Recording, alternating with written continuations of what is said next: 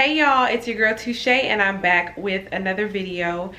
Based off the title, I guess you guys can only imagine what I want to talk to you about today. This is a lot different from the things that I normally talk about, and it's a lot more personal and near and dear to me because it's actually something that I've experienced.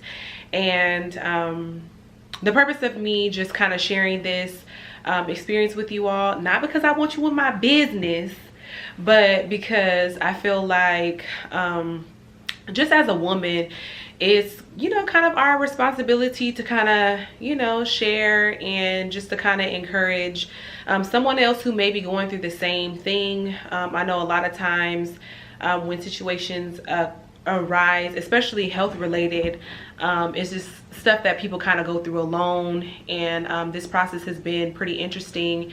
And had I not just consistently went to the doctor, got checked up and did those things, I would have just not known what was going on at all. I'm a little bit, not a hypochondriac because that's pretty deep, but I am one of those people to where if I get an ache or a pain or if something going on, I'm gonna run to the people to check me out, what's going on, fix me today. So just to kind of give a backstory before I get into the deeper conversation of fibroids and the type of procedure that I had and how I don't have them no more. Yay me.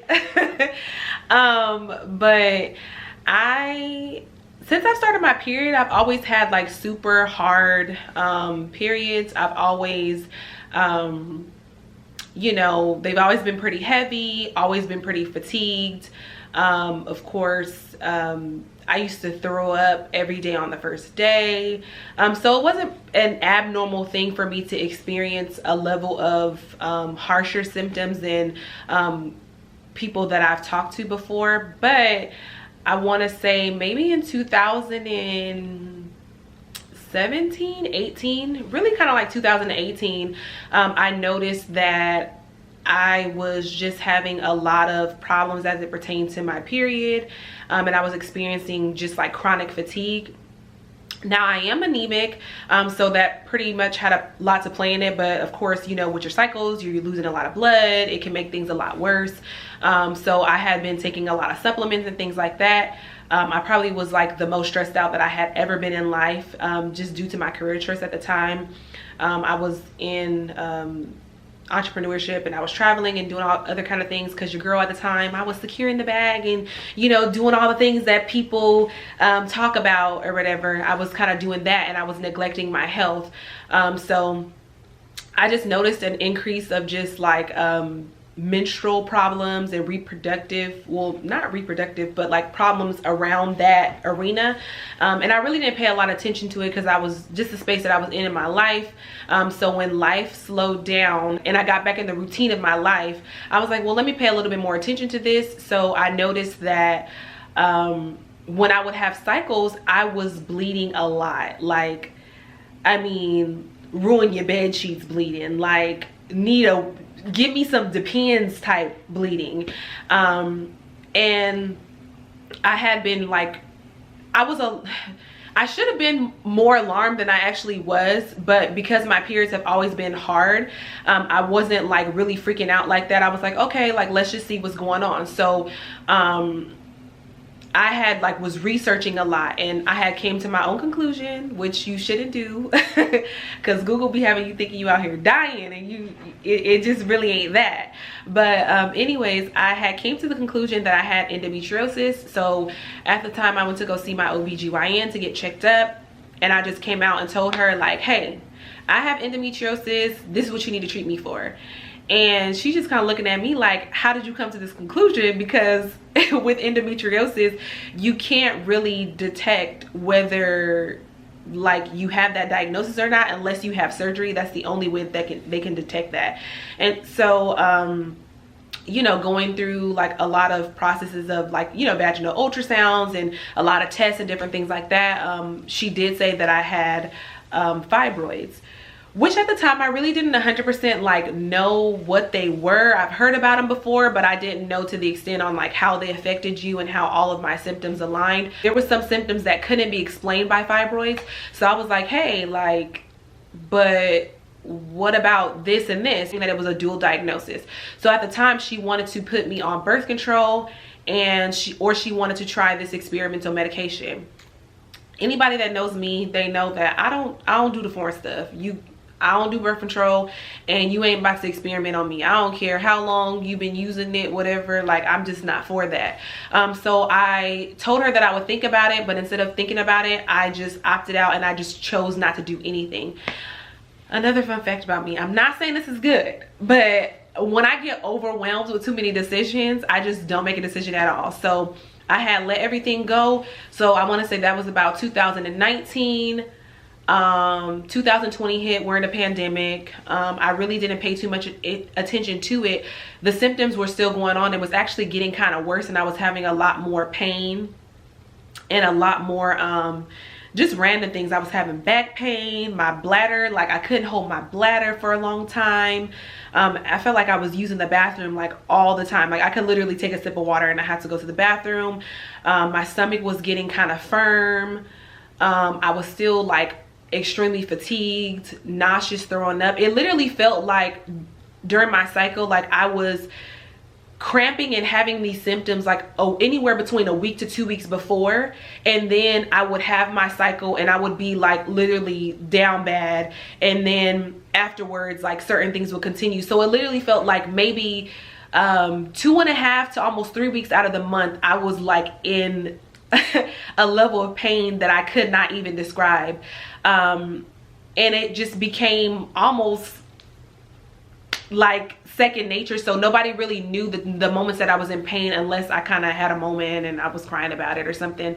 But anyways, fast forward, I'm having all of these symptoms and all these things is happening, and I'm even gaining weight at this time. You know, COVID, we're outside really, but the times that they would let us outside, you know, like you can go to the park or you can do certain things. So I was you know, like I would like to say that I was a lot more active than I would have normally been.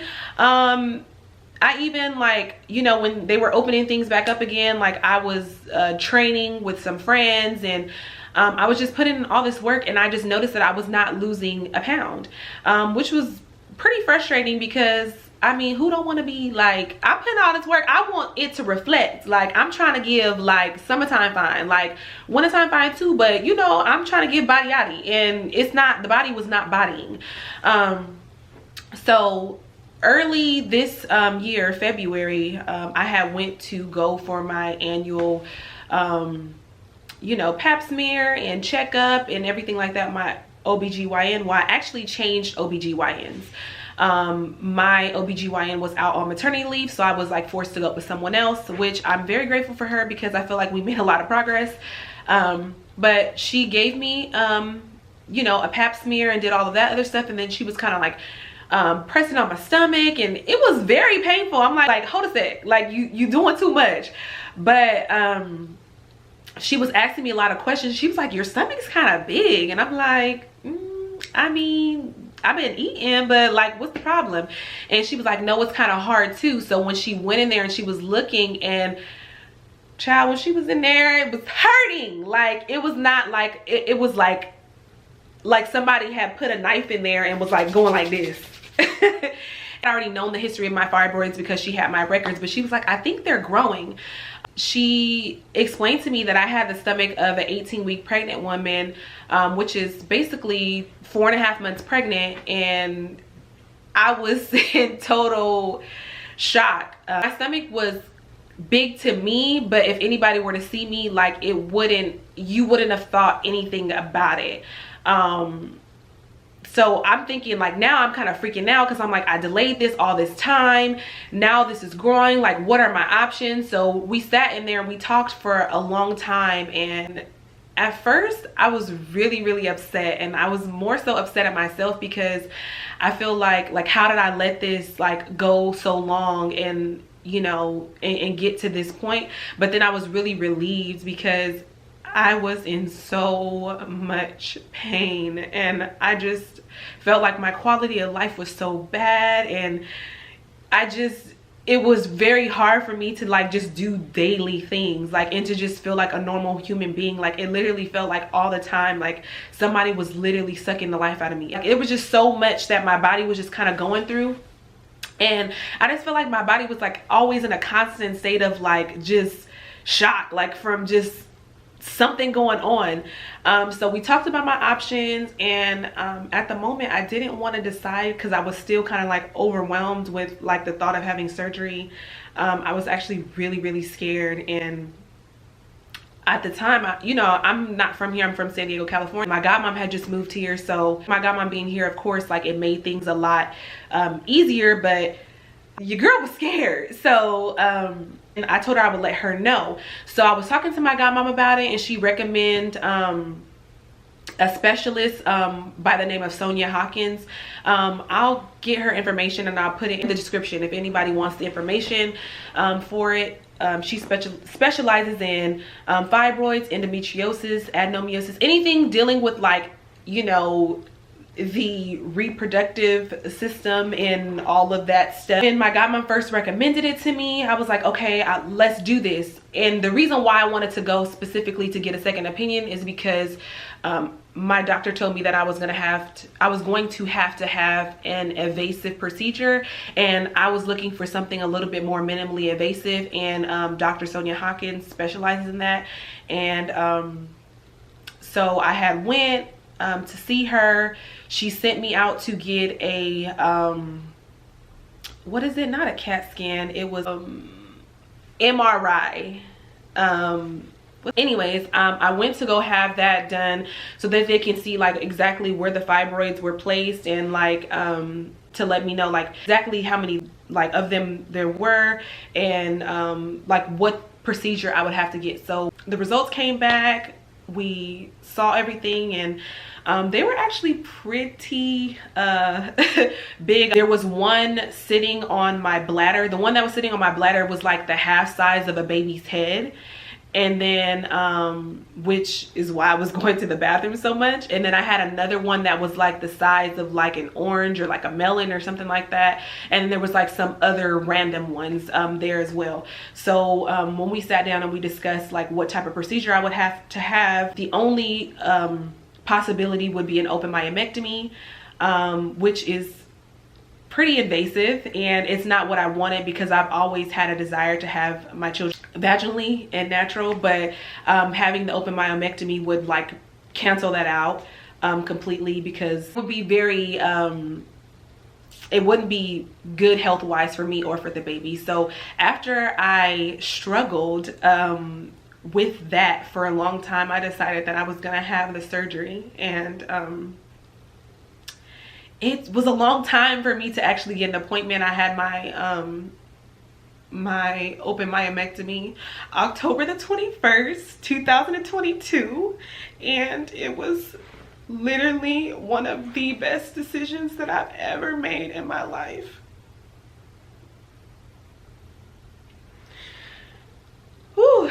I did not intend to cry, but being a woman and, you know, just one being I was always afraid of like, you know, like what if I wasn't gonna be able to have kids, or, you know, like just dealing with the weight of that, and then just feeling like, you know, your body is just like failing you, or it's not doing what it's supposed to do, or it's doing too much of what it's supposed to do. It's very frustrating. And so, and then just months and months of being in pain and being tired and having to just adult and do life and put a smile on, like it's extremely hard. And so I am 7 weeks post-op, and I'm just so grateful,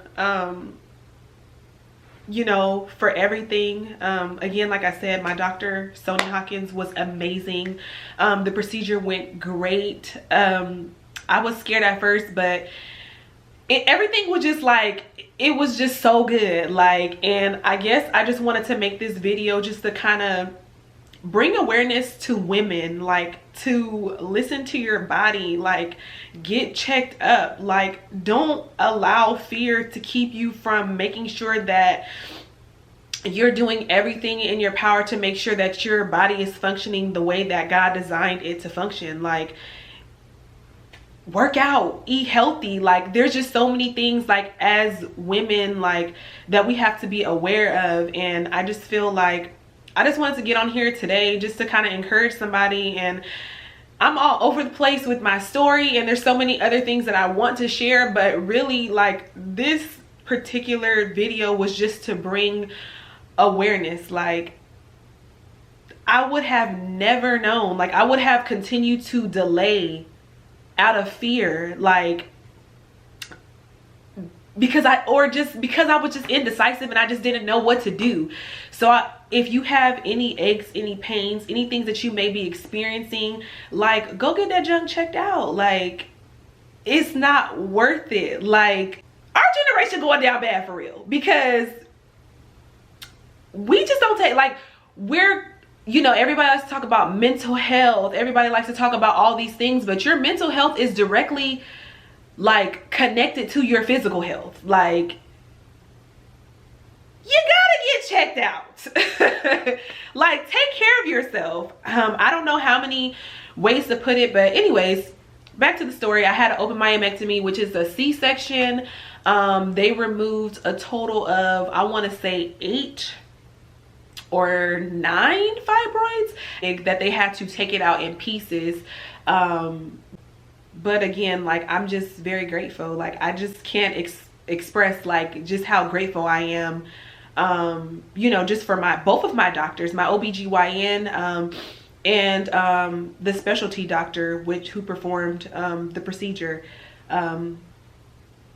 My scar is very minimal. Not that that matters. Like, really, the fact that I can, like, they did what they were supposed to do and I can still have kids, like, that's the bigger blessing. And for the people who like to over spiritualize things, because one, I'm a Christian, and you know, I love the Lord. And I think one of the hardest things for me in this journey was that, you know, I was expecting God to heal me supernaturally. Like, I think that was the hardest thing that I had to make peace with, is that if I got this surgery, would it be me not trusting God that he was gonna do what he wanted to do in me supernaturally? And I had to realize that healing comes in all forms. Like, God has given the doctors, like, wisdom and knowledge to be able, and the tools to be able to heal you, like, you know, to be able to aid in that process. So anybody who is,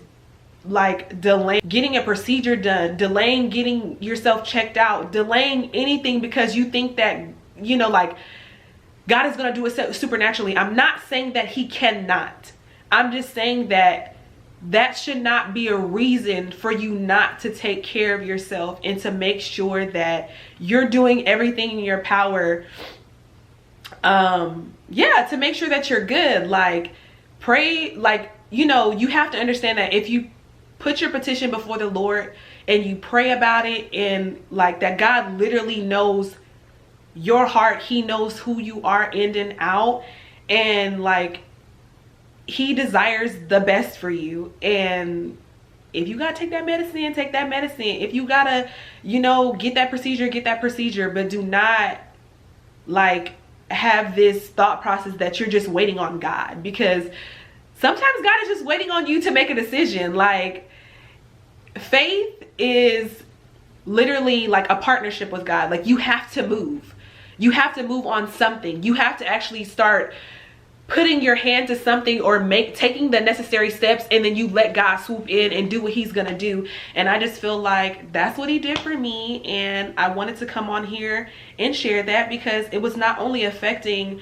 my physical health, it was affecting my confidence. And you know, this channel is centered around my boutique, and, you know, like, I have to put on clothes. I take the pictures for all my you know, all of my items, and it just got to a point to where, like, it was not something that I can hide. And I was just feeling really self-conscious about my body, and it just made me like really put a halt to everything pertaining to my business. And I know everybody's like, oh, like what's going on? Like, are you doing this? Are you doing that? It's like, I had to really stop and to take care of me first. Like I needed to take care of myself. And for the people who are out there just hustling and grinding and getting to the bag, like rest is good. Like during these 7 weeks like that I've been down, like I've like realized that when we have seasons of rest, like it's so important to just literally rest. Sleep as long as you want, like relax, chill out. Like this social media age has us thinking that everything is supposed to happen like all the time, like every minute of the day we're supposed to be doing something. We can sleep when we're dead, we don't have to worry about this. Like no, resting is good. Like it's good for the body, it's good for health. Like even for people who go to the gym and work out, you have to have days to rest so that your muscles can recover and rebuild, so that you can continue to, you know, gain muscle and look good. So I know I've said a mouthful, and I don't even know if I covered everything. So if anybody has any questions about like, you know, fibroids and the body, or how you feel, or symptoms and different things like that, feel free to like drop that down in the comment section below, and I can go ahead and make a video or answer your questions. I definitely don't mind. I might do a part 2. Yeah, if you guys have any questions or anything, let me know. Thank you so much for tuning in.